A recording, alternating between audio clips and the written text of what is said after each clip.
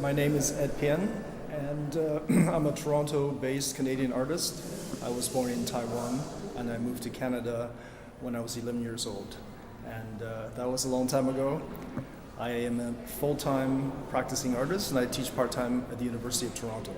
I think there are many themes, many subjects, and I would say I try to keep it fairly open so that people can come with their own history, their own experience, context, their own sense of knowledge to approach the work. But at the same time, I'm driven by certain themes and concepts. And in particular, I'm interested in water as a entity, in fact. Obviously, when I deal with water as an entity, I touch on the idea of the environment. I also address issues with trauma and how to represent trauma in my work.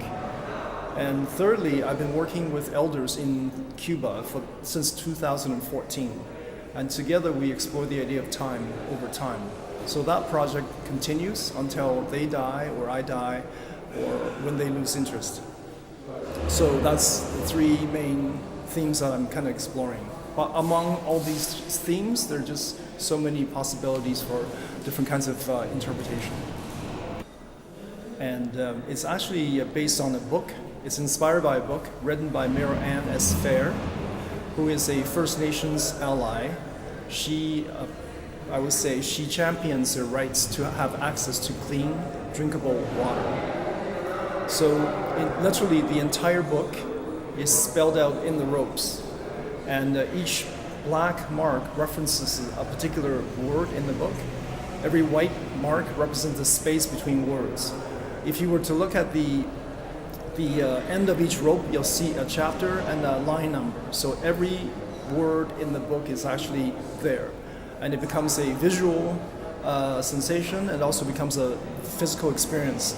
Someone had mentioned that never have they ever experienced one book at the same time. You literally have to flip the pages, but here the entire book is spelled out. The blue has nothing to do with the book. As an artist who deals with installation, I'm really interested in creating a sense of the aesthetics, to create a sense of seduction. I want the viewers to be intrigued by the work and want to come close and then experience the work. So for me, aside from content, the pleasure of an experience is really important. I think the initial experience or response to the work is always kind of playful. People are intrigued, they want to experience it. This morning already I have people coming through when I just have a few strings going through, a few ropes hanging. People would like to be, I would say, participatory in an exhibition. So if there's any opportunity for people to engage, I think they'd like to. So for me, the first thing is to be physically engaged with the work. And then maybe they'll be intrigued enough to ask some questions. I will have the book in the space on the wall so they can actually look at the book in reference to the installation. And there'll be a text that discusses the situation with the lack of accessible clean water for many of the indigenous, or in Canada we call them First Nations people. Yes, it does. The work talks a little bit about the situation in Canada in terms of water. In Marianne S. Fair's book, and it's called Denying the Source, in one of the introductions, she talks about how when the Constitution of Canada was written, because water was so abundant, it was never configured or never thought about as something that should be protected. So now it's really quite important to think about our relationship to water and how important it is to keep it clean, not just for people, but for animals, plants, and just for water itself. It's really important. It's about respect, and the First Nations people always say water, first of all, to them is a sacred entity, a sacred being. So water is sacred. There are actually two kinds of blank spaces in the work. One is the actual white in the ropes. They act as the space between words, but at the same time, visually, it creates an optical illusion that it feels like water is actually moving. There's a sense of an optical play. So it's almost as if at the same time that rain has suspended for a second, that you see the strobe effect. The second space that you mentioned is actually the space that is actual, that people can experience by going through the installation. I've created corridors and spaces where people can actually go through. From afar, it looks like the whole thing is just very dense, but as they approach, they realize there are actually openings that they could go in and explore. For me, I think as with everywhere else, water has become political. Aside from the fact that the First Nations say it's sacred, it's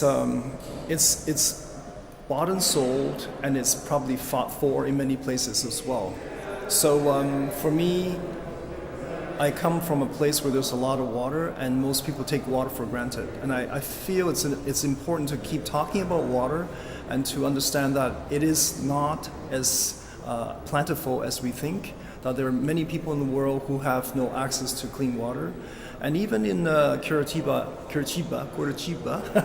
I understand that you haven't had rain for 52 days, and that's a long time. So I think it's when water is not present, people start to think about it. But we take water for granted in many ways. One is the fact that between 50 and 75% of our body, depending on how old you are, comprise water. So to think about us as this entity, we always think about us as not water, but there is an intra-connectedness between us and water. It flows through us and it goes around us as well. I think part of the work that I'm doing, I'm also exploring the idea of who has the right to speak. I'm in a position where I have some kind of power and status, and same with Meryl Ann is fair. She has some power and status, so she's speaking on behalf of the First Nations people in Canada. And I feel the question is also who has the right to speak, who actually who actually speaks, and if I have the right to represent someone who's not me. By not acting, by not responding, or by ignoring, let's say, their issue, I feel I'm also complicit in their problem.